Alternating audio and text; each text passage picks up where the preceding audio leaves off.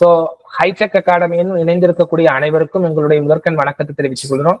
So hitech அகாடமியினுடைய Tamil வகுப்பினுடைய 15வது வகுப்புல நம்ம என்ன செய்யறோம், இன்னைக்கு இருக்கிறோம். இப்போ ஆல்ரெடி 14 வகுப்புகளை நம்ம என்ன செஞ்சுட்டோம், நியூ சிலபஸ் அடிப்படையில டாபிக் வைஸ் என்ன செஞ்சிருக்கோம், முடிச்சிருக்கோம். ஸோ பார்க்காதவங்க, புதுசா இருக்கக்கூடியவங்க 14 வீடியோஸையும் பார்த்து பயன்படுமாறு கேட்டுக்கொள்கிறேன். இப்போ இன்னைக்கு நம்ம பாக்குறது என்னன்னு பாத்தீங்கன்னா, இன்னைக்கு டாபிக்ஸ்ல குற்றியல் உகரத்தையும் அதனுடைய வகைகளையும் பத்தி நம்ம தெரிஞ்சுக்கிடுவோம். ஸோ இதுவும் டிஎன்பிசியில கேட்டிருக்க கொஸ்டின்ஸ் தான், நம்மளுடைய சிலபஸ்ல இருக்கக்கூடிய ஒரு முக்கியமான ஒரு டாபிக் தான். ஸோ குற்றியல் உகரம்னா என்ன, அதனுடைய வகைகள் என்ன அப்படிங்கிறத நம்ம இன்னைக்கு கிளாஸ்ல பார்க்க போறோம். வாங்க கிளாஸுக்கு போகலாம். சோ குற்றியல் உகரம் அப்படிங்கிறத நம்ம எப்படி பிரிக்கணும் அப்படின்னு கேட்டீங்கன்னா, குறுமை கூட்டல் இயல் கூட்டல் உகரம் அப்படிங்கிறதா என்னது, குற்றியல் உகரம் அப்படின்னு சொல்லுவோம். குறுமை கூட்டல் இயல் கூட்டல் உகரம் தான் என்னது, குற்றியல் உகரம். சோ குறுமை அப்படின்னா குறுகி, குறுமைன்னு என்னது, குறுகி தன்னுடைய இயல்பில் இருந்து குறுகி ஒலிக்கக்கூடிய உகரம் தான் குற்றியல் உகரம். பெயர்காரணம் பாத்தீங்களா, எப்படி தன்னுடைய இயல்பில் இருந்து, தனக்குன்னு ஒரு இயல்பு இருக்கு, தனக்குன்னு ஒரு நேச்சர் இருக்கு, அந்த நேச்சர்ல இருந்து மாறி என்ன செய்யறாங்கன்னா, அந்த உகரம், அந்த நேச்சர்ல இருந்து அந்த உகரம் மாறி குறுகி ஒலிக்குது. உகரம் என்ன செய்யுது, குறுகி ஒலிக்கிறதுனால அது குற்றியல் உகரம். தன்னுடைய நேச்சர்ல இருந்து, தன்னுடைய இயல்பில் இருந்து உகரம் என்ன செய்யுது, மாறி என்ன செய்யுது, குறுகி ஒலிக்குது. ஃபார் எக்ஸாம்பிள் என்ன எடுத்துக்கிடுங்க, நான் எப்பவுமே ரொம்ப லவுடா பேசக்கூடிய ஒரு கேரக்டர். ஸோ நான் என்ன செய்யறேன்னா, என்ன உகரம்னு நினைச்சுக்கிடுங்க. ஸோ உகரமாக இருக்கக்கூடிய நான் என்னுடைய இயல்பில் இருந்து மாறி குறுகி ஒலிக்கிறேன். ரொம்ப சவுண்டு போட்டு பேசக்கூடிய நான் என்ன செய்யறேன், என்னுடைய இயல்பை நான் மாற்றிக்கிட்டேன். உகரம் தான் நான். உகரம் நான் இருக்கக்கூடிய நான் என்ன செய்யறேன், என்னுடைய சவுண்டை என்ன செஞ்சுக்கிட்டேன், கம்மி பண்ணிக்கிட்டேன். அப்ப நான் குறுகி ஒலிக்கிறேன். அதுதான் என்னது, குற்றியல் உகரம். அப்போ உகரமாக இருக்கக்கூடிய நான், இந்த உகர எழுத்தான நான் என்ன செய்யறேன், என்னுடைய இயல்பில் இருந்து குறுகி ஒலிப்பது, அதை என்ன செய்றாங்க, குற்றியல் உகரம் அப்படின்னு சொல்றாங்க. குறுமை கூட்டல் இயல் கூட்டல் உகரம் தான் குற்றியல் உகரம். சோ இது டிஎன்பிசி கொஸ்டின். குற்றியல் உகரத்தை எவ்வாறு பிரிக்க வேண்டும் அப்படின்னு சொல்லிட்டு கேட்டிருந்தா, அது என்னது, இதுதான் குற்றியல் உகரம். குறுமை கூட்டல் இயல் கூட்டல் உகரம். உகரம் என்பது தன்னுடைய இயல்பில் இருந்து குறுகி ஒலிப்பதால் அது குற்றியல் உகரம் அப்படின்னு சொல்றோம். கவனிங்க, என்ன நம்ம ஸ்கூல் புக்ல கொடுத்துருக்கான் அப்படிங்கிறத பார்ப்போம். ஸோ ஸ்கூல் புக்ல என்ன கொடுத்துருக்காங்க அப்படின்னா, குழந்தை, வகுப்பு, பாக்கு ஆகிய சொற்களை சொல்லி பாருங்கள். சொல்லி பார்ப்போமா, வாங்க சொல்லி பார்ப்போம். குழந்தை, வகுப்பு அப்படின்னு சொல்ல, வகுப்பு அப்படின்னு சொல்ல மாட்டோம், குழந்தை அப்படின்னு சொல்ல மாட்டோம், குழந்தை. அடுத்து பாக்கு அப்படின்னு சொல்ல மாட்டோம், பாக்கு அப்படின்னு தான் சொல்லுவோம். இப்போ குழந்தை, வகுப்பு, பாக்கு ஆகிய சொற்களை நம்ம சொல்லி பார்த்துட்டோம். சரி, 3 சொற்களிலும் கூ என்னும் எழுத்தை உச்சரிப்பதில் வேறுபாடு இருப்பதை உணரலாம். அப்படியா? அப்போ குழந்தை, கூ, குழந்தை கரெக்டா தானே இருக்கு. குழந்தை அப்படின்னு சொல்றது, குழந்தை கரெக்டா தான் இருக்கு. ஓகே, கூக்கா சரியான ப்ரொனவுன்ஸ் ஆகுது. வகுப்பு, பகு, அப்போ இங்க ஏதோ ஒரு டிஃபரன்ஸ் சேஞ்ச் இருக்குது. சரி. அடுத்து பாக்குன்னு சொல்ல மாட்டோமே, பாக்கு அப்படின்னு தானே சொல்லுவோம். அப்ப இங்கேயும் ஏதோ ஒலியில வேறுபாடு இருக்கு. அப்போ கு அப்படிங்கிற எழுத்தை உச்சரிக்கும் பொழுது வேறுபாடு நமக்கு தெரியுது. வேறுபாடு இருப்பதை நம்ம உணர்றோம். சொல்றது போல வேறுபாடு இருக்கிறத நாங்க உணர்றோம். அவ்வெழுத்து சொல்லின் முதலிலும் இடையிலும் வரும் பொழுது முழுமையாக ஒலிக்கிறதாம். இப்ப சொல்லினுடைய முதலிலும் இடையிலும் வரும் பொழுது முழுமையாக ஒலிக்கிறது. ஆனா சொல்லினுடைய இறுதியில் வரும் பொழுது ஒரு மாத்திரைக்கு பதிலாக அரை மாத்திரையாக ஒலிப்பதால், குறுகி ஒலிப்பதால் இது என்னது, குற்றியல் உகரம். ஒண்ணுமே இல்ல. பூ அப்படிங்கிற சொல், பூ அப்படிங்கிற உயிர் எழுத்து, அதாவது உயிர் குறில் எழுத்து, உயிர்ல இருக்கக்கூடிய உயிர்மை குறில் எழுத்து அப்படின்னு சொல்லுவாங்க. உயிர்மை எழுத்து தான் கூ. அதுலயும் கூ அப்படிங்கிறது குறில் எழுத்து அப்படின்னா சரி. அப்போ அந்த கூ அப்படிங்கிற லெட்டர் ஒரு சென்டென்ஸ்ல வரும்போது, ஒரு வார்த்தையில வரும் பொழுது முதல்ல வந்தாலும் தனக்குரிய மாத்திரையில கரெக்டா ஒலிக்குது, ரெண்டாவது வந்தாலும் தனக்குரிய இரண்டாவது எழுத்தாக அது வந்தாலும் தனக்குரிய மாத்தையில கரெக்டா இருக்கு. ஃபார் எக்ஸாம்பிள் குழந்தை, எடுத்துக்காட்டு என்னது குழந்தை. கு அப்படிங்கிற சொல்லினுடைய ஒலிப்பு கரெக்டா இருக்கு. வகுப்பு அப்படிங்கிற சொல்லினுடைய ப்ரொனன்சியேஷன் என்னது இருக்கு, கரெக்டா இருக்கு. ஆனா பாக்கு அப்படிங்கிற சொல்ல வந்து சொல்லும் பொழுது பாத்தீங்கன்னா கூ வந்து எங்க இருக்குன்னா இறுதி எழுத்தா இருக்கு. இப்ப பாக்கு அப்படிங்கிற சொல்லும் பொழுது பாக்கு அப்படின்னு சொல்லாம பாக்கு அப்படின்னு சொல்லுதோம். அப்ப இந்த கூ அப்படிங்கிற சொல்லினுடைய ஒலி வந்து என்ன செய்யுது, கொஞ்சம் வேறுபாடா இருக்கு. அப்படி நீண்டு ஒலிக்கக்கூடிய கூ, அதாவது தன்னுடைய மாத்திரை ஒரு மாத்திரை அளவிலிருந்து ஒலிக்கக்கூடிய கூ அப்படிங்கிறது அரை மாத்திரை அளவாக குறைந்து அந்த ஒலி வந்து குறுகி ஒலிப்பதால் அதை குற்றியலுகரம் சொல்லுதோம். அப்ப கூ அப்படிங்கிற சொல் எப்படி உருவாகுது அப்படின்னு பாத்தீங்கன்னா, கூ அப்படிங்கிற சொல் இக்கு கூட்டல் ஊதா வந்து என்னது கூ. கூ அப்படிங்கிறது என்னது, ஒரு உயிர்மை எழுத்து, அப்படிதானே. உயிரும் மெய்யும் சேர்வதுதான் உயிர்மை அப்படிங்கிறத நம்ம படிச்சிருக்கோம். உயிரும் மெய்யும் சேர்வதுதான் என்னது, உயிர்மை. அப்ப உயிர் என்ன எழுத்து, இக்கு அப்படிங்கிற உயிர் எழுத்தும் இக்கு அப்படிங்கிற மெய் எழுத்தும் ஊ அப்படிங்கிற உயிர் எழுத்தும் சேர்வதால் கூ அப்படிங்கிறது கிடைக்குது. சோ இதுல இக்கு ஓகே தான். நம்ம ப்ரொனன்சியேஷன் சொல்லும் பொழுது என்ன வார்த்தை வந்து வருது, கூ. கூ அப்படிங்கிறது தான் ஒலி வேறுபாடு இருக்கு. கடைசியில நீங்க கூ அப்படிங்கிறத ப்ரொனவுன்ஸ் பண்ணுங்க, சரியா உச்சரிங்க பார்ப்போம். கூ. கூ அப்படிங்கிறது ஒலி வேறுபாடுல வந்து ஒலியில இருந்து இருக்கும் பொழுது என்ன சொல்லா வருது, என்ன சவுண்ட்ல வருது, ஊ அப்படிங்கிற சொல்லுல வருது. அப்படிதானே, ஊ அப்படிங்கிற சொல்லுல தானே வந்து என்னது வருது. இப்ப இந்த குறில் எழுத்துக்களை, அதாவது உயிர்மை எழுத்துக்களை பொறுத்த வரைக்கும் எழுத்து வடியில அது உயிர் எழுத்துல இருக்கும். எழுத்து வடிவுல அது வந்து, அதாவது வரி வடிவம் அப்படின்னு சொல்லுவாங்க. வரி வடிவம் அப்படின்னா என்னதுன்னா எழுத்து வடிவம் அப்படின்னு சொல்லுவாங்க. எழுத்து வடிவத்துல அது மெய்யெழுத்த போல இருக்கும். ஆனா ஒலி எழுப்பும் பொழுது அது உயிரெழுத்த போல வரும். உயிரெழுத்தினுடைய ஒலி சொற்கள்ல வரும். பாருங்க, கூ அப்படிங்கிறது பாருங்க, இக்கு அப்படிங்கிற மெய்யெழுத்தினுடைய ஒரு எழுத்து வகையில தான் என்னது கூ அப்படிங்கிறது வருது, அப்படிதானே. கூ என்கிற எழுத்து. அப்போ எழுத்தை பொறுத்த வரைக்கும், வரி வடிவத்தை பொறுத்த வரைக்கும் மெய்யெழுத்துக்களின் அடிப்படையில தான் இருக்கும் வார்த்தைகள். ஆனா ஒலிக்கக்கூடியது பாத்தீங்கன்னு சொன்னா உயிரெழுத்துக்களை பொறுத்து இருக்கும். அப்போ உயிரும் மெய்யும் சேர்ந்து உருவாகதான் என்னது உயிர்மை எழுத்து இருக்கக்கூடிய கூ. அப்போ ஒலிப்பு என்பது உயிரெழுத்துக்களை பொறுத்து அமையும். அப்ப உயிரெழுத்துக்களை பொறுத்து அமையும் சொன்னா இங்க என்ன உயிரெழுத்து இருக்கு, ஊ அப்படிங்கிற உயிரெழுத்து, அதாவது உகரம். ஊ அப்படிங்கிற ஒலிப்புக்கு என்னது உகரம் அப்படின்னு சொல்லுவோம். அப்ப இந்த உகர எழுத்து ஊ சரியா ப்ரொனவுன்ஸ் ஆகுதா அப்படின்னு கேட்டா, தன்னுடைய ஒரு மாத்திரை குறியிலுக்குரிய ஒரு மாத்திரையில ஒலிக்குதான்னு கேட்டா இல்ல. அப்ப தன்னுடைய இயல்பிலிருந்து உகரம் குறுகி ஒலிப்பதால் பாக்கு அப்படின்னு ஒலிக்காம பாக்கு அப்படிங்கிறது ஒலிக்கனால இது என்னது குற்றியல் உகரம்.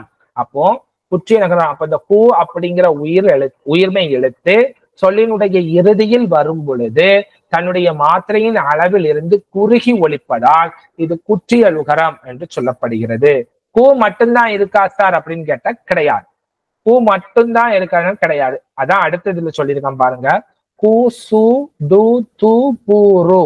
இப்ப குசுடு துபுரு அப்படிங்கிற 6 வல்லின உகரங்கள். வல்லினம்னா என்ன, மெய்யெழுத்துக்களை 3ஆ பிரிப்பாங்க, 3 வகையா பிரிக்கலாம்லாம் வந்து புணர்ச்சி கிளாஸ்ல நம்ம பார்த்தோம், அப்படிதானே. அல்ல வல்லின எழுத்துக்கள்லாம் என்னது, வல்லினங்களை வந்து என்னன்னு சொல்லுவோம்,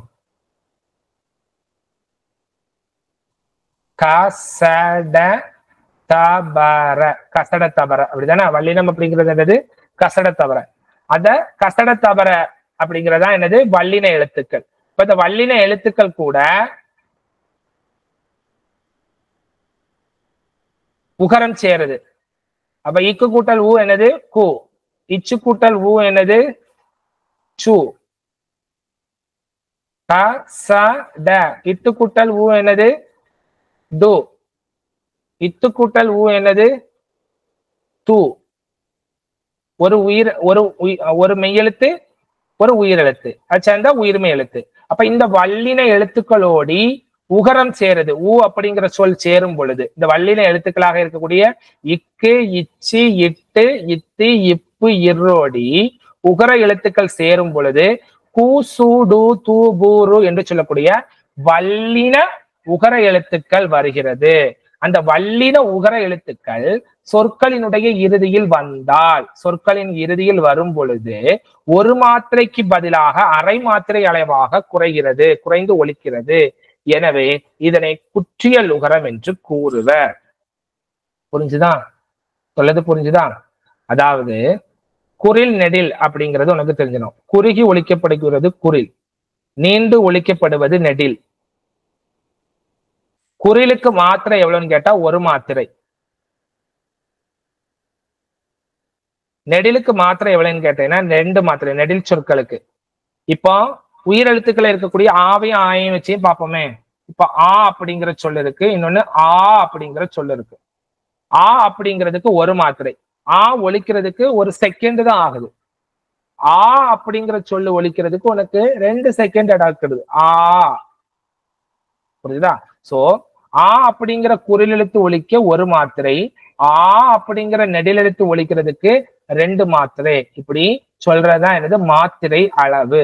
அப்ப இங்க பாத்தீங்கன்னு சொன்னீங்கன்னா இங்க இருக்கக்கூடிய வல்லின உகரங்களினுடைய மாத்திரை என்னவாதான் இருக்கும்? இங்க இருக்கக்கூடிய வல்லின உகரங்களினுடைய மாத்திரை என்னவாதான் இருக்கும்? வல்லின உகரங்களினுடைய இது என்னவாதான் இருக்கும்? குறில் எழுத்தாதான் இருக்கும். ஏன்னா ஊ அப்படிங்கிற குறில் எழுத்துதான் என்ன செய்து ஜாயிண்ட் ஆகுது. உயிரெழுத்துல ஊ அப்படிங்கிற குறில் எழுத்து, ஊதான் என்னது நெடில் எழுத்து. அப்ப இக்கு கூட ஊ சேரும் பொழுது உனக்கு மாத்திரையினுடைய அளவு என்னவாதான் இருக்கும்? ஊ சேர்றனால நான் சொன்னேன். அப்ப இந்த மாத்திரை ஒளி அளவு அப்படிங்கிறது எதை பொறுத்துதான் அமையும்? உயிரெழுத்துக்களை பொறுத்துதான் அமையும். வரி வடிவம் தான் மெய் எழுத்து போல இருக்கும். உயிர்மை எழுத்துக்களினுடைய வரி வடிவம், எழுத்து வடிவம் மெய் எழுத்துக்கள் போல இருக்கும். ஆனா ஒளியினுடைய கால அளவு, அந்த ஒலிப்பு விகிதம் எதை அடிப்படையில இருக்கும் அப்படின்னு சொன்னா உயிரெழுத்துக்கள் போல இருக்கும். அப்ப உயிரெழுத்துக்கள் போல இருக்கும் போது ஊ அப்படிங்கிறது குறில் எழுத்து. இப்ப குறில் எழுத்துக்குரிய மாத்திரை எவ்வளவு? 1. அப்ப கூ அப்படிங்கிற குறில் எழுத்துக்கு மாத்திரை என்னதான் இருக்கும்? ஊ 1 தான் இருக்கும். ஏன்னா ஊ தான் என்ன செய்து மெய்யெழுத்துக்களோடு சேர்ந்து கு சு டு து பு ரு அப்படிங்கிற வல்லின உகரங்களை கொடுக்குது. சோ இந்த வல்லின உகரங்கள் சொற்கள்ல முதல்லையும் இடையிலும் வரும் பொழுது சரியாதான் ஒலிக்கும். அதான் சொல்றாங்க, சொல்லின் முதலிலும் இடையிலும் வரும் பொழுது சரியாக தான் ஒலிக்கும். ஆனா சொல்லினுடைய இறுதியில் வரும் பொழுது இந்த கூவா இருக்கட்டும், இந்த சூவா இருக்கட்டும், இந்த டூவா இருக்கட்டும், து பு ரு இந்த 6 வல்லின உகரங்கள் சொற்களினுடைய கடைசியில வரும் பொழுது அது சரியாக ஒலிக்காது. கு அப்படிங்கிற சொல் சரியாக ஒலிக்காம கு அப்படிங்கிறது என்ன செய்யுது? அரை மாத்திரையாக, ஒரு மாத்திரையிலிருந்து அரை மாத்திரையாக ஒலிப்பதால் இது என்னன்னு சொல்றோம்? குற்றியல் உகரம். தனக்குரிய ஓசையாக இருக்கக்கூடிய ஒரு மாத்திரையிலிருந்து குறைந்து ஒலிக்கக்கூடிய உகரம் தான் என்னது? குற்றியல் உகரம் அப்படின்னு சொல்றோம். இப்ப குற்றியல் உகரம் அப்படிங்கிறது என்னன்னு தெரிஞ்சிருக்கும். ஃபார் எக்ஸாம்பிள் எடுத்துக்காட்டுகள் கொடுத்திருக்கான் பாருங்க. காசு, காசு அப்படின்னு சொல்ல மாட்டாங்க, காசு அப்படின்னு தான் சொல்லுவோம். சு அப்படிங்கிறது சிவா மாறுது. அப்ப சூன்னு சொல்லது என்னவா மாறுது? சி சு அப்படின்னு மாறுது. அப்ப ஒரு மாத்திரையிலிருந்து அரை மாத்திரையாக குறையுது. அதுவும் கடைசி. அப்புறம் எக்கு அப்படின்னு சொல்ல மாட்டோம், என்ன எக்கு அப்படின்னு சொல்ல. அப்ப கு அப்ப கூ குவா மாறுது. அப்ப அரை மாத்திரை குறுகி ஒலிக்குது. பயரு அப்படின்னு சொல்ல மாட்டோம், பயரு அப்படின்னு தான் சொல்லுவோம். அப்படி அதே போல பாட்டு தான் சொல்லுவோம், பாட்டு அப்படின்னு நினைச்ச மாட்டோம், சொல்ல மாட்டோம். டூ அப்படிங்கிறது சரியான ஒலிப்பு. டூ அப்படின்னு ஏன்னா அது குறியிலெழுத்து. அப்ப குறியிலெழுத்து ஒலிக்கும் போது டூ. ஆனா அது சொல்லினுடைய இறுதியில அந்த வார்த்தை பாத்தீங்கன்னு சொன்னா தனித்து வரும்போது சரியா ஒலிச்சிருது. சொல்லினுடைய இறுதியில வரும்பொழுது பாத்தீங்கன்னா அதனுடைய மாத்திரையினுடைய அளவு என்ன செய்யுது? குறையுது. பந்து இல்ல பந்து. அதே போல சால்பு இல்ல சால்பு. இப்போ மாத்திரையினுடைய அளவுகள் குறைந்து வருவதால் இறுதியில் வரும் பொழுது உகரத்தின் ஒலி குறைந்து வருவதால் அது குற்றியல் உகரம். இல்லையா? அடுத்து கவனிங்க, இன்னொன்னு கொடுத்திருக்கான். என்ன கொடுத்திருக்கான் அப்படிங்கிறத பார்ப்போம்.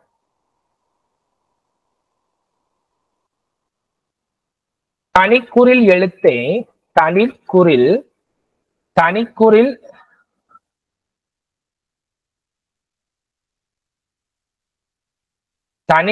எழுத்தை அடுத்து வரும் வல்லின உகரங்கள் ஒரு மாத்திரை அளவுக்கு முழுமையாக ஒலிக்கும். வல்லினம் அல்லாத உகரங்கள் எப்பொழுதுமே முழுமையாக ஒலிக்கும். இவ்வாறு ஓசை குறையாமல் ஒலிப்பதற்கு முற்றியல் உகரம் என்று பெயர் அப்படின்னு சொல்றாங்க. ஓசை குறையாமல் ஒலிப்பதற்கு என்னன்னு சொல்றாங்க? முற்றியல் உகரம். அது என்ன முற்றியல் உகரம்? முழுமையாக ஒலிப்பதுதான் எனது முற்றியல் உகரம். அப்போ உகரம் சரியாக முழுமையாக ஒலிப்பதால் இப்ப முற்றியல் உகரத்தை எப்படி பிரிக்கலாம்?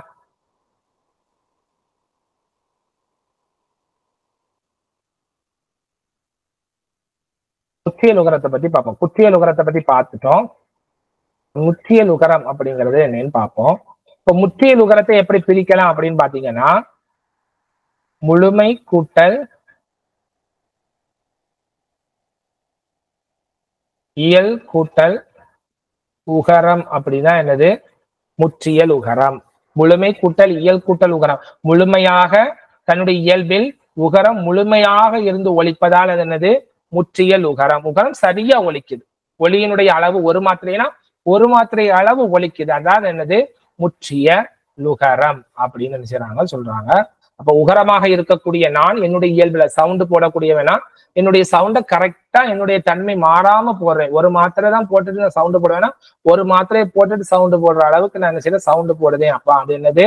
முற்றிய லுகரம். முழுமையாக என்ன செய்து இயலாக தன்னுடைய இயல்பில் இருந்து உகரம் ஒலிப்பதால் அது என்னது? முற்றிய லுகரம். அந்த முற்றிய லுகரத்துக்கு கண்டிஷன் சொல்லியிருக்காங்க பாருங்க. என்னன்னா, தனிக்குறில் எழுத்தை அடுத்து வரும், தனிக்குறிலை எடுத்து தொடர்ந்து வரக்கூடிய வல்லின உகரங்கள் ஒரு மாத்திரை அளவுக்கு முழுமையாக வரும். தனிக்குறில்னா என்னது? குறில் எழுத்துனா என்னது? குறில் எழுத்துனா என்னது? குறுகி ஒலிக்கக்கூடிய ஒரு தனியாக நிற்கக்கூடிய குறில் எழுத்துக்கள். குறில் எழுத்துக்கள்னா என்னதுதான்? கா ஒரு குறில் எழுத்து தான். அதே போல கீ ஒரு குறில் எழுத்து தான். கூ ஒரு குறில் எழுத்து தான். அதே போல கே குறில் எழுத்து தான். அதே போல கோ ஒரு குறில் எழுத்து தான். இக்கு கூட்டல் ஓ தான் என்னது? ஒரு குறில் எழுத்து தான். சோ இந்த மாதிரி குறில் எழுத்துக்கள் இருக்குல்ல. அப்போ குறில் எழுத்து கூட வல்லின உகரங்கள். குறில் எழுத்து கூட வல்லின உகரங்கள்லாம் என்னது? கு, சு, டு, து, பு, ரு அப்படிதானே? குசுடு துபுரு தானே? இதனால வல்லின உகரங்கள். சோ இந்த வல்லின உகரங்கள் இந்த தனி குறில் கூட சேரும் பொழுது நீண்டு சரியா ஒழிச்சிடும். ஒரு மாத்திரை அளவுனா ஒரு மாத்திரை அளவு. இப்ப ஃபார் எக்ஸாம்பிள் பாருங்க, இந்த டு அப்படிங்கிற எழுத்த போடுதே, கடு கடு அப்படின்னு கரெக்டா ப்ரொனன்ஸ் ஆகுதா? கடு அப்படின்னு கடுன்னு கடு. அப்போ கரெக்டா தனி குறிலே அடுத்து வரும் பொழுது கிரு கிரு சரியா ப்ரொனன்ஸ் ஆகுதா? அப்புறம் வேற என்ன? குது, கெசு. சும்மா நான் சொல்றேன். தனி குறிலை அடுத்து வரும் பொழுது குறில் எழுத்துக்களை தனியாக நிற்கக்கூடிய குறில் எழுத்துக்களை அடுத்து இந்த வல்லின உகரங்கள், இந்த மாத்திரை இது வல்லின உகரங்கள் வரும் பொழுது அந்த எழுத்தினுடைய அந்த உகரம் என்ன செய்யாது? குறைந்து ஒலிக்காமல் முழுமையாக ஒலிக்கும். அந்த ஒரு மாத்திரை அளவுக்கு என்ன செய்யும்? அளவுக்கு முழுமையாக ஒலிப்பதால் அது முற்றிய உகரம் சொல்லுவோம். வல்லினம் அல்லாத உகரங்கள், வல்லின எழுத்து இல்லாத உகரங்கள் எப்பொழுதும் முழுமையாகவே ஒலிக்கும். வல்லினம் அல்லாத உகரங்கள்லாம் என்னது? கா வல்லினம் அல்லாத உகரங்கள் என்னது? வல்லின உகரங்கள்னா கசட தபர அப்படிதானே? கசட தபர. இது தவிர்த்து மிச்சம் ஒரு 12 இருக்கும்ல, 12 எழுத்துக்கள். ஃபார் எக்ஸாம்பிள் கா கழுத்துங்கிறது ngா, ngா கூட்டல் ஊ, அதாவது இங்க கூட்டல் ஊ ngூ, ngூ தானே? அப்ப இங்க கூட்டல் ngூ, ஊ என்னது? ngூ. அப்ப இதுவும் என்னது? ஒரு உகர எழுத்து தான் அப்படிதானே? இங்க அடுத்து என்னது? இச்சு நமக்கு இருக்கு. இக்கு இங்க இச்சு இங்க இங்க கூட்டல் ஊ ngூ. சோ இதுவும் உகரம் தான். சோ இப்படி வல்லினம் அல்லாது வரக்கூடிய உகரங்கள், வல்லினம் அல்லாத இந்த வல்லினம் தான் என்னது? குசுடு துபுரு. இது தவிர்த்து மற்ற மெய்யெழுத்துக்களோடு சேரும் பொழுது இக்கு இச்சு இட்டு இத்து இப்பு இரு கூட ஊ சேர்ந்தா அது என்னது? வல்லின உகரம். இது இல்லாம சேரக்கூடிய இந்த 6ம் இல்லாம மிச்சம் எவ்வளவு இருக்கு? மெய்யெழுத்துக்கள்ல 12 எழுத்துக்கள் இருக்கா? அந்த 12 எழுத்துக்கள் கூட ஊ சேர்றதா என்னது? வல்லினம் அல்லாத உகரங்கள். அப்படி வல்லினம் அல்லாத உகரங்கள் சொற்கள்ல வரும் பொழுதும் கூட அது என்னன்னு சொல்லலாம்? முற்றிய ஓசை குறையாமல் தன்னுடைய மாத்திரை அளவுல சரியாக ஒலிக்கும் அப்படின்னு சொல்றாங்க. அதனாலதான் இது என்னன்னு சொல்றாங்க? முற்றிய லுகரம் அப்படின்னு சொல்றாங்க. ஃபார் எக்ஸாம்பிள் பாரு, புகு புகு அப்படின்னு சொல்லும் பொழுது பூ கூ வந்து என்னது தனிக்குறில் அப்படிதானா? தனில் குறில் கூட என்ன வருது? கூ அப்படிங்கிற வல்லின உகரம் வருது. அப்ப சரியா அழகா தன்னுடைய மாத்திரை ஒரு மாத்திரையில சரியா ஒலிக்கிறனால இது வந்து என்னது? முற்றிய லுகரம். அதே போல பசு அழகா சொல்றோம், பசு அப்படி பசுன்னு சொல்லாம பசு அப்படின்னு சரியா ப்ரொனவுன்ஸ் பண்றோம். அதே போல விடு விடு அப்படிங்கிறதையும் நினைச்சிடும் தனி வி அப்படிங்கிறது என்னது? குறில் எழுத்து, அது கூட டூ வருது. அடுத்து பாரு அது, அடுத்து வரு அப்படின்னு பாருன்னா ரூ, இரு குட்டல் ஊதான் என்னது? ரூ. அப்ப வா அப்படிங்கிற குறில் எழுத்து கூட வல்லினம் அல்லாத உகரமாக இருக்கக்கூடிய ரூ, அது வல்லின உகரம் தானே. இது கிடையாது, இதுவும் இந்த இருக்கு. மாவு